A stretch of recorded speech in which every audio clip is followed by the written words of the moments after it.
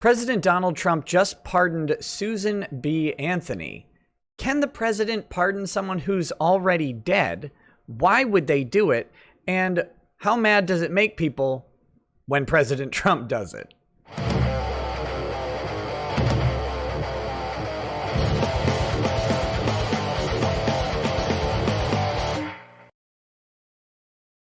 Hey, what's up, guys? Welcome to Law-Splaining the Interwebs. I'm your host, Nick Rekieta of Rekieta Law, a small law firm in central Minnesota. And today we're talking about President Trump's decision to pardon Susan B. Anthony, who was convicted of illegal voting 100 years ago.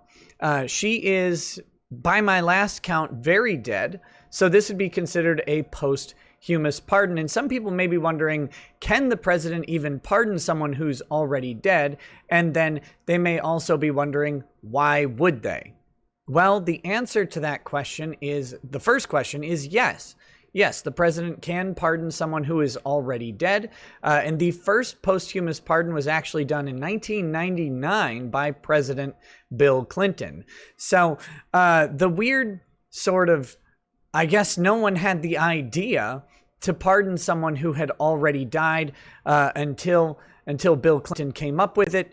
It was not something that was done by a president, although it had been done prior to that by various parole boards and potentially by some governors, not by a president. But let's talk briefly about the presidential power to pardon. I have mentioned it a couple times on this channel, although not for a very, very long time.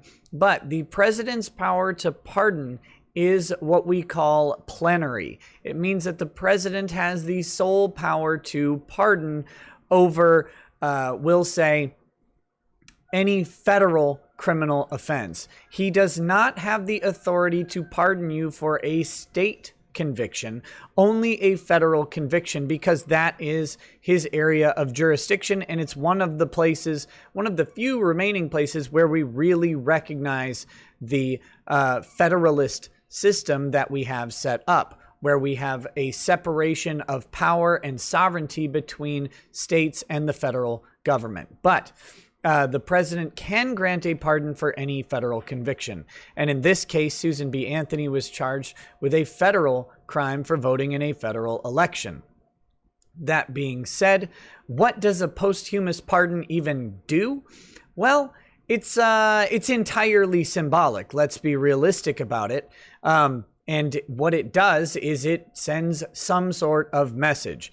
And that message we'll talk about in just a little bit from a completely unbiased New York Times article talking about how some people are already mad that Trump has pardoned Susan B. Anthony. But it does send, whatever the other purpose of it is, its purpose is to send some sort of message.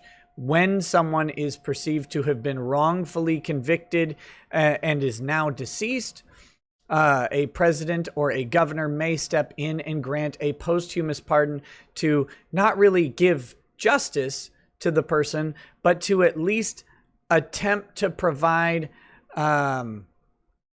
recognition, maybe, that our modern sensibilities have changed what other outcome was produced in the past, or maybe that modern technology has cleared someone and it is an announcement, so to speak, to remove the stain of injustice that was done. And for some people, it's literally just to clear the name for the benefit of the family that remains.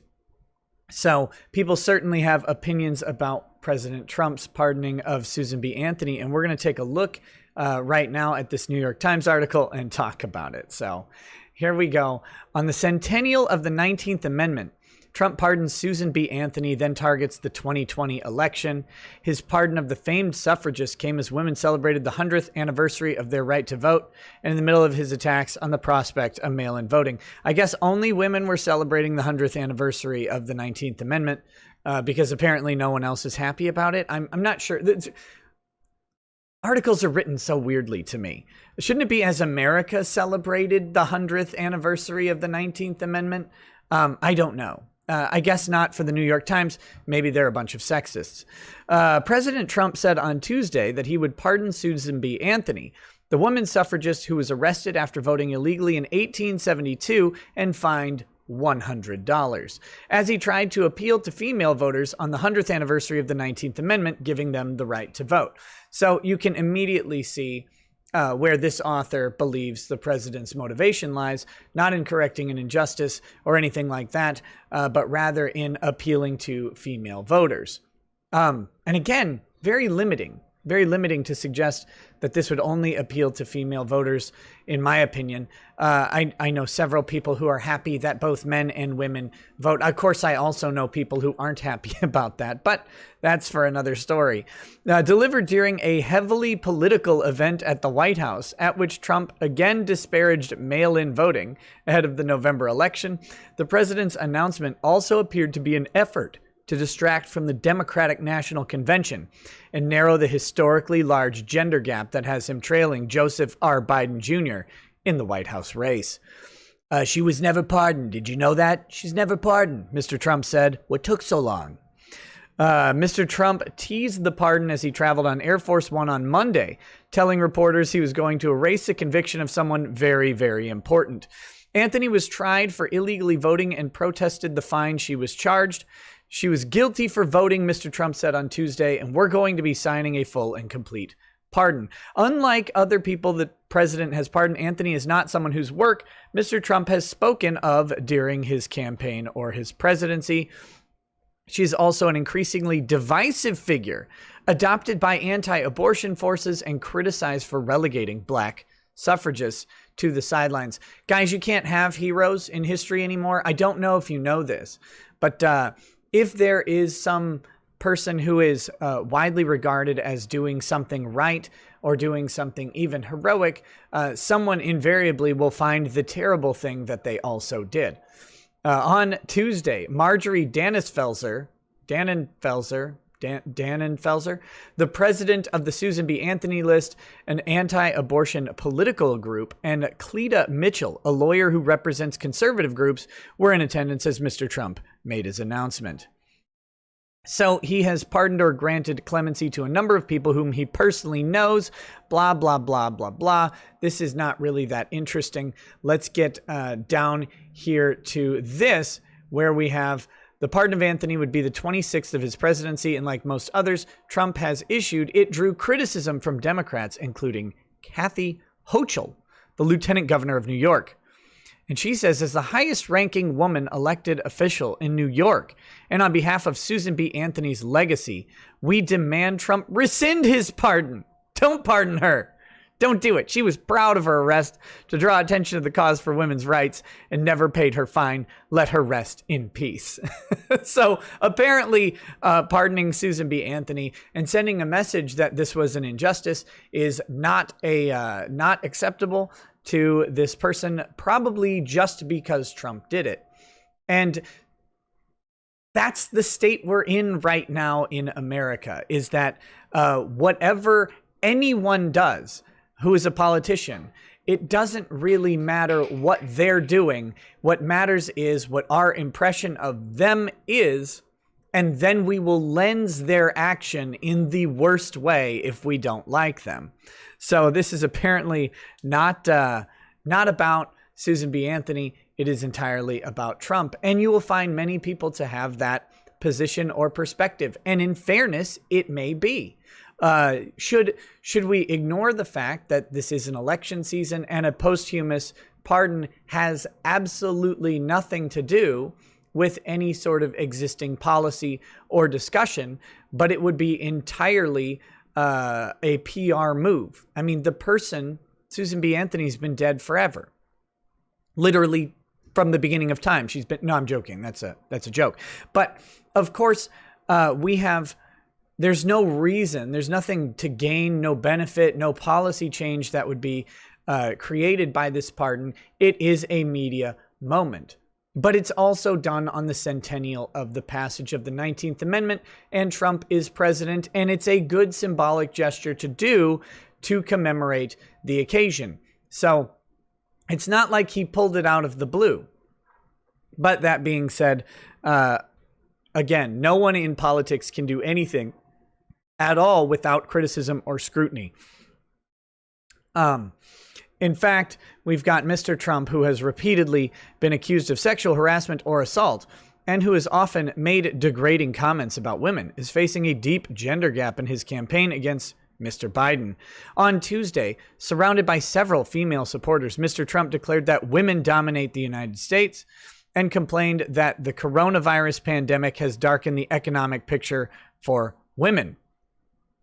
The announcement also provided Trump with another opportunity to preemptively question the results of the election in November, should Americans opt for mail-in voting.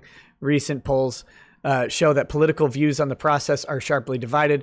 More than half of Republicans say mail-in voting cannot be trusted, while nearly half of Biden supporters plan to vote by mail, according to an NBC Wall Street Journal poll. And those two statements aren't really related. They sound related, but they're not. So that's a little bit frustrating. I'm not going to go on and read the rest of the article because it turns away from the pardoning of Susan B. Anthony and turns into talking about Trump's views on mail-in voting.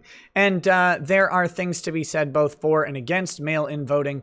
I personally think our entire voting process is messed up for various reasons, and one being the fact that there is simply no security about it at all, no matter if you mail it in or vote in person.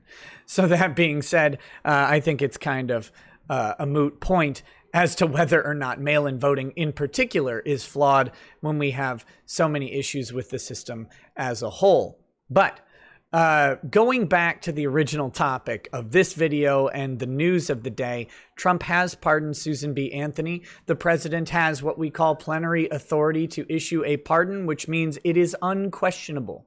This allows a president to go ahead and pardon someone even who has deceased, to pardon someone who no one thinks should be pardoned or everyone thinks should be pardoned.